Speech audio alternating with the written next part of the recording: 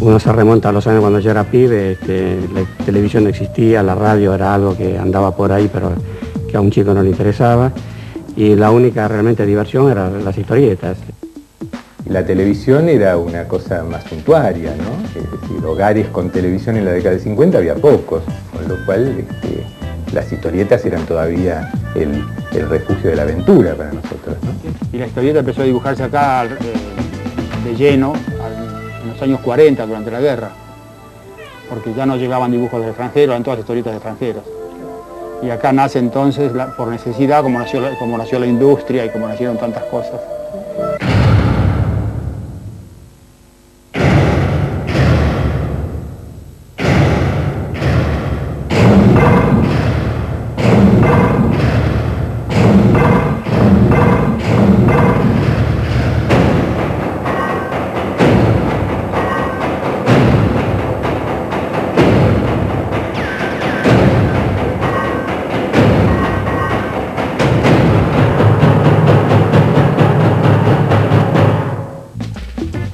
Hoy presentamos El Eternauta. Cae la nevada, es mortal, cúbreme. El boom de la historieta, en general, podíamos situarlo en los años 50.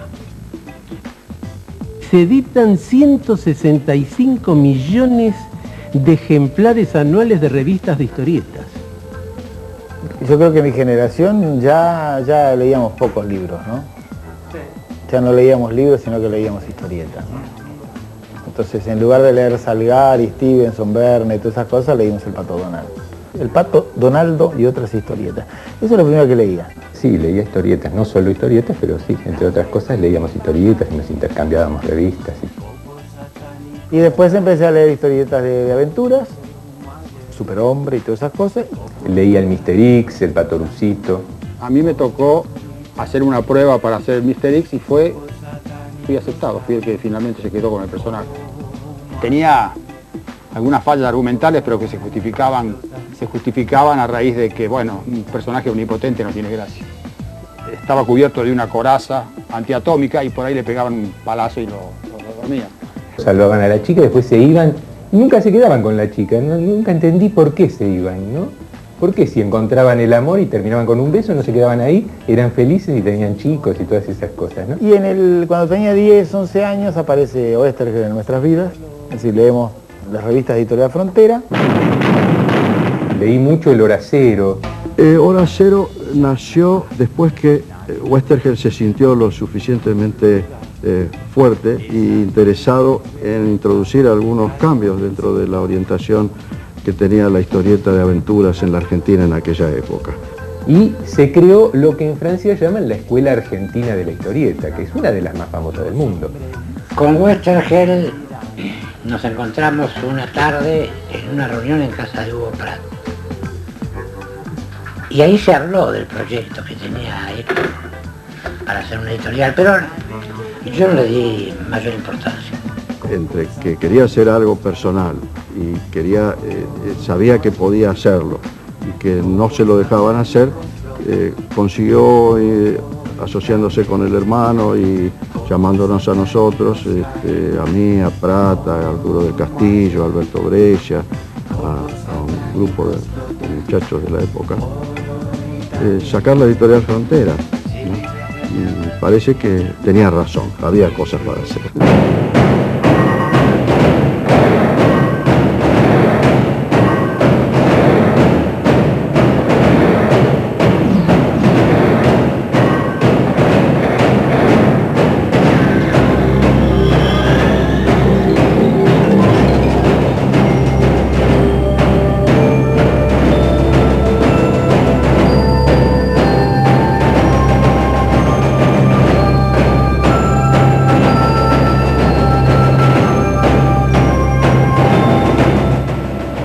Empezó a escribir guiones de historietas como si estuvieran dirigidos a gente que más o menos de pronto tuviera alguna capacidad intelectual. La Editorial Frontera reúne a los mejores dibujantes del momento. Héctor Oesterheld, personaje mítico de la historieta argentina, es su director y redacta casi todos los guiones. lo que sentíamos leyendo los guiones que él nos proponía era algo totalmente diferente a lo que sentíamos leyendo los guiones de cualquier otro guionista.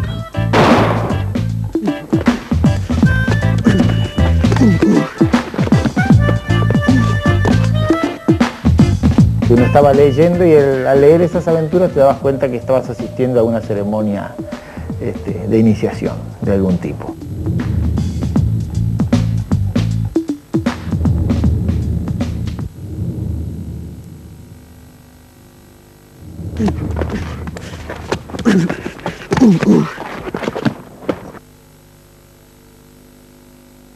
Había un toque humano en las historias que él hacía que aparte hacían engancharse mucho a la gente, y él escribía historias muy cortas, escribía muchas historias sobre la Segunda Guerra Mundial.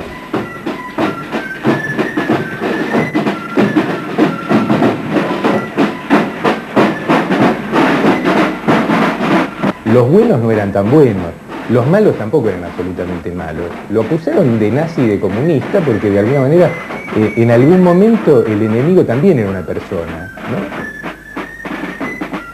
Así él dibujó a algún soldado nazi que era un buen tipo y muchos soldados aliados que eran sinvergüenza, que hacían como fue la realidad.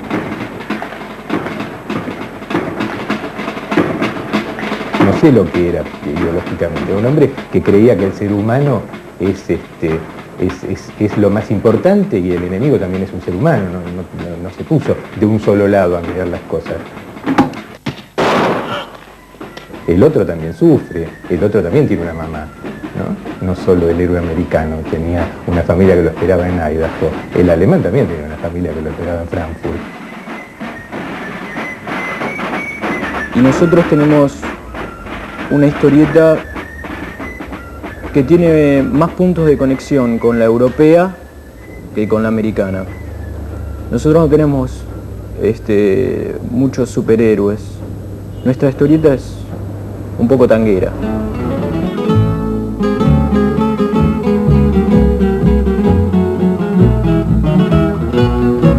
Mirando dibujos animados, sos feliz morfando helados y pastillas de ananá.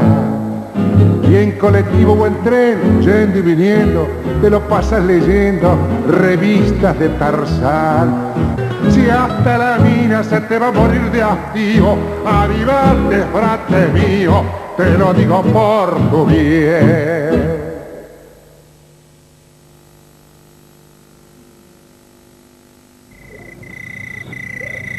Era de madrugada, hacía frío. El único rumor que turbaba el silencio era el leve rozar de la pluma sobre el papel. De pronto, es el Eternauta. Viene a contar la historia de una invasión extraterrestre que tendrá lugar en Buenos Aires. Como historieta, como argumento de historieta, yo creo que el Eternauta fue lo más original que se ha escrito acá. En este caso, él me preguntó qué tenía ganas de hacer, qué tipo de historieta. Y yo volví con la ciencia ficción. Teniendo en cuenta que la ciencia ficción en aquel entonces no tenía la difusión y la popularidad que tiene ahora, creo que Héctor Boetticher es un precursor. Le propuse la variante de que no fuese un poco lo que vos decías, el estereotipo de la historia de aventuras, sino que los personajes tuviesen más carnadura, que fueran más compuestos como para que el lector se pudiera tener una identificación mejor, ¿no? Que fuera más realista.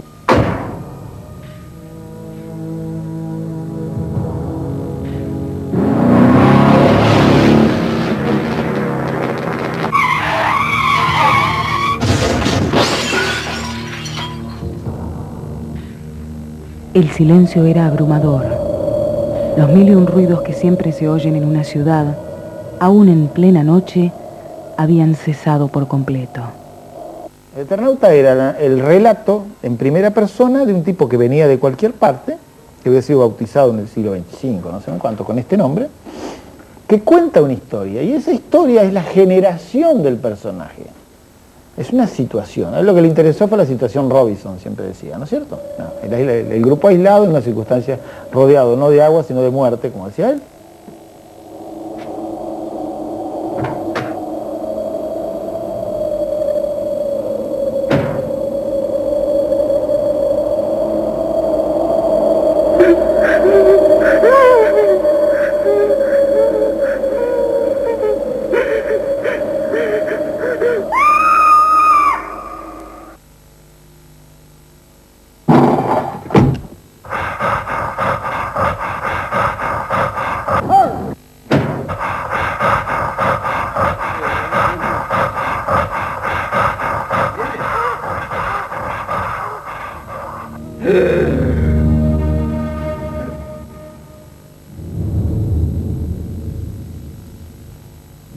Luego esa situación Robinson se traslada inmediatamente a los meses en situación de invasión, otro lugar común de la aventura, que es la invasión extraterrestre.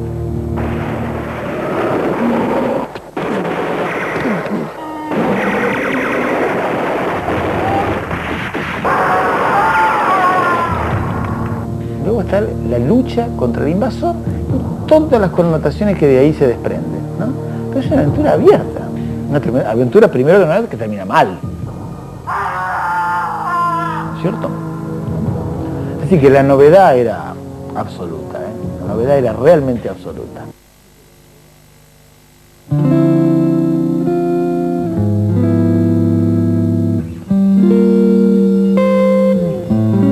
Solano es un tipo que dibuja muy bien lo cotidiano, dibuja todo bien, pero dibuja muy bien lo cotidiano.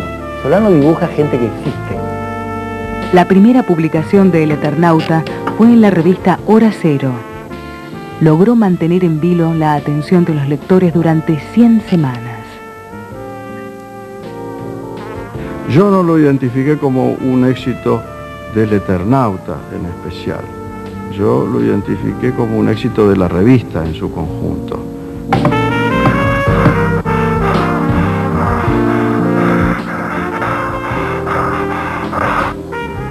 Se trataba de trabajar en forma convincente una idea aventurera desde la ciudad de Buenos Aires en la forma más interesante y más atractiva posible.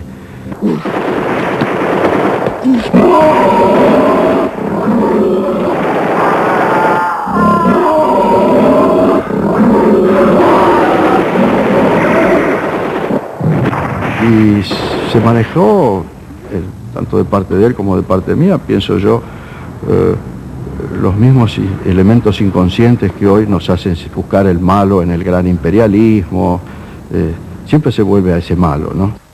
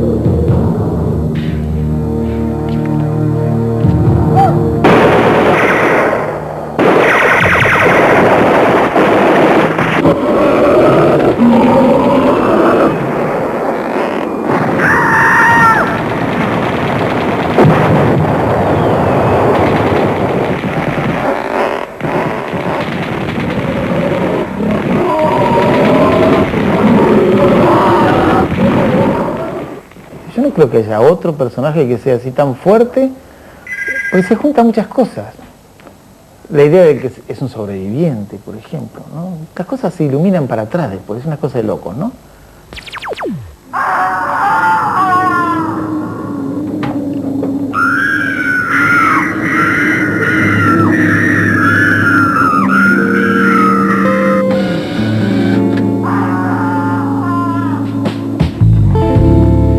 Algo va hacia allá, deposita deposita sus nalgas en blanco y se va. Horizontes heridos los saludan con el viento y el sol que se viste. Ahora sé que es el fin, cae la nevada, es mortal, cúbreme, yo quiero seguir. El Eternauta fue la obra de mayor envergadura de Héctor Westergeld. Los dibujos de Solano López resultaron su complemento ideal. Fue ilustrada magníficamente por Solano López, que le dio el clima, que es un especialista en climas, que le dio el clima adecuado,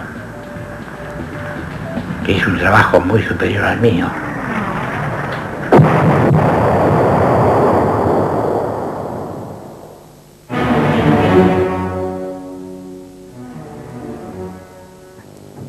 Hubo quienes fueron destacados dibujantes de historietas, destacados dibujantes infantiles, destacados caricaturistas, pero hacían eso. Él lo hacía todo y todo lo hacía en forma excelente. Pero lo que pasa es que Breccia tenía un talento sobrenatural. ¿Y el viejo? Y el viejo es esos tipos que te marcan para siempre, es una persona muy importante. Además era un tipo muy particular. Él empezó con historietas cómicas. Se metió en la historieta seria porque tenía la posibilidad de trabajar en el Gorrión, de hacer otras cosas, pero él hacía, una de sus grandes historietas de aquella época era Mariquita Terremoto. Es historia vieja.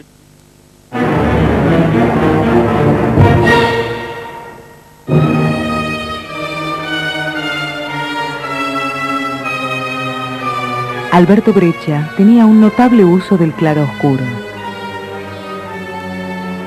Nadie supo aprovechar las sombras como él.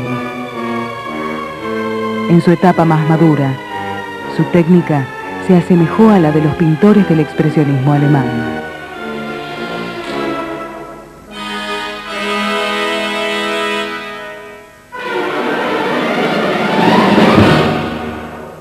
En mayo de 1969, la revista Gente publica una nueva versión de El Eternauta, esta vez con dibujos de Alberto Breccia.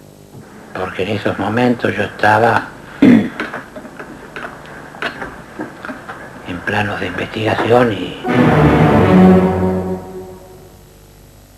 De algún modo, en algunos aspectos, la historieta universal es impensable con uno de esos tipos es este.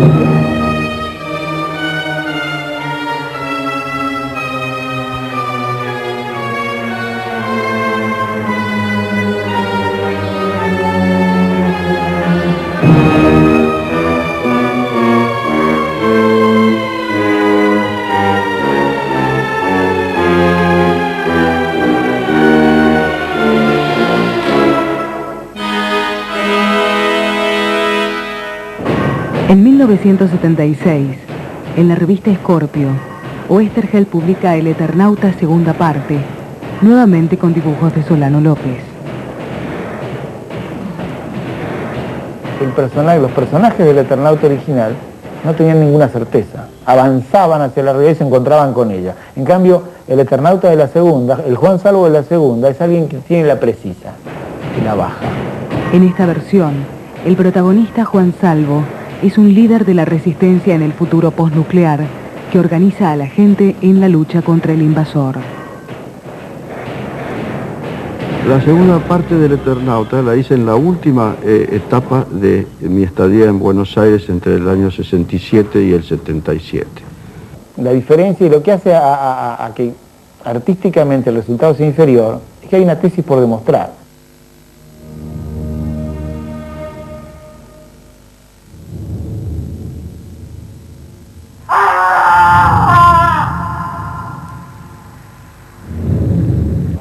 Es una historia tan hermosa como terrible, tan hermosa y terrible y penosa como lo que pasaba realmente en la calle en aquel momento, ¿no? Pienso que la cuestión más profunda del Eternauta 2 era que reflejaba toda la gran angustia que sentía Westergeld en ese momento.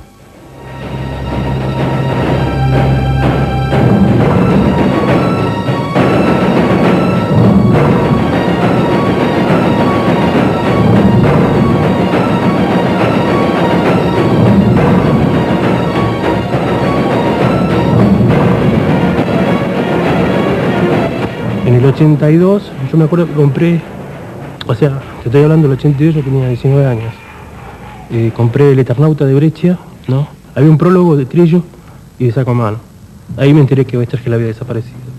Yo no sabía que Oesterhel estaba... Yo pensé que había muerto, nada más. Pero jamás pensé que había sido secuestrado y asesinado.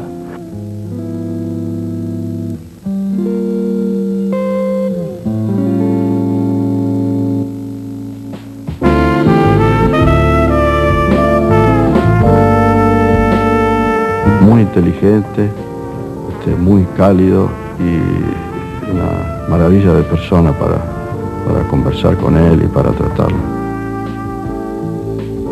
El Eternauta es el único mito que ha generado, o el más fuerte que ha generado toda nuestra cultura en la segunda parte del siglo XX. De manera que creo que El Eternauta es la obra maestra de un maestro.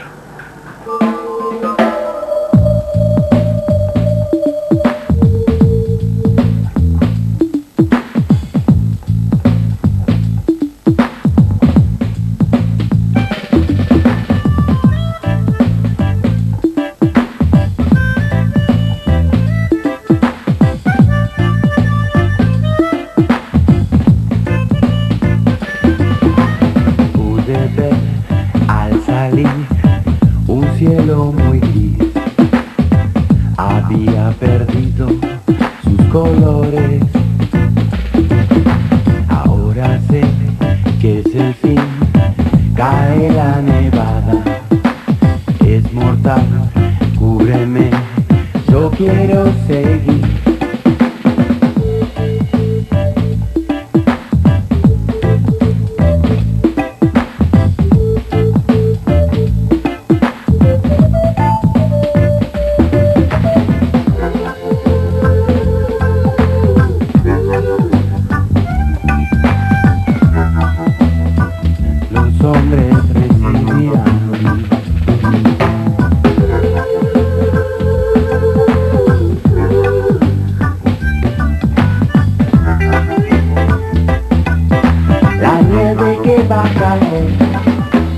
Copos satánicos caen como ayer, copos satánicos flotan hoy también. Trabajamos por la cultura de una Argentina nueva. Secretaría de Cultura de la Nación.